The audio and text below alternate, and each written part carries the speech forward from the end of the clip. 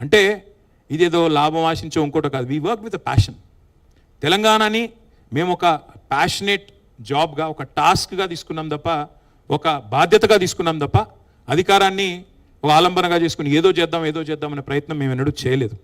ఇంకొక మాటలో చెప్పాలంటే నీళ్లు, నిధులు, నియామకాలు, నిధుల విషయానికి వస్తే మేము బాధ్యత తీసుకున్నాడు. తెలంగాణ యొక్క తలసరి ఆదాయం, భారతదేశంలో తెలంగాణ యొక్క తలసరి ఆదాయం 94,000 రూపాయలు.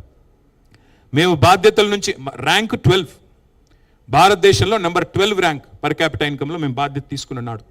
మేము బాధ్యత నుంచి వైదొలిగిన నాడు డిసెంబర్ 3, 2023లో తెలంగాణ యొక్క ర్యాంక్ నెంబర్ 1, 3,47,000 రూపాయల తలసరి ఆదాయంతో భారతదేశంలోనే అగ్రభాగాన్ని నిలబెట్టింది కేసీఆర్ గారి నాయకత్వం, బీఆర్ఎస్ నాయకత్వం. మేము బాధ్యత తీసుకున్నాడు. Gross state domestic product GSDP 4.5 లక్షల కోట్లుంటే మేము దిగిపోయే నాడు 15 లక్షల కోట్లు. మధ్యలో కరోనా వచ్చింది 2 ఏళ్ళు, అయినా ఎక్కడా కూడా ఆగలేదు. ఒక అమోఘమైన ఆర్థిక విప్లవాన్ని సృష్టించింది కేసీఆర్ నాయకత్వం.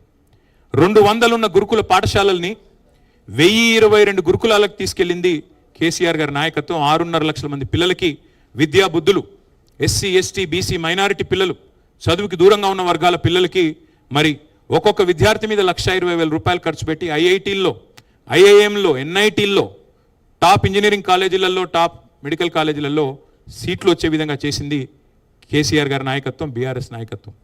అట్లాగే భారతదేశంలోనే ఒకే ఒక్క రాష్ట్రం, ప్రతి జిల్లాలో 33 జిల్లాలు ఉంటే 33 జిల్లాల్లో ఒక్కొక్క జిల్లాలో ప్రభుత్వ మెడికల్ కాలేజు, అదే జిల్లాలో ప్రభుత్వ నర్సింగ్ కాలేజ్ ఉన్న ఒకే ఒక్క రాష్ట్రం తెలంగాణ.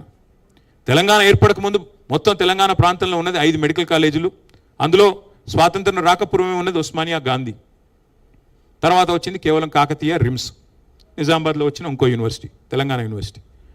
కానీ కేసీఆర్ గారి నాయకత్వం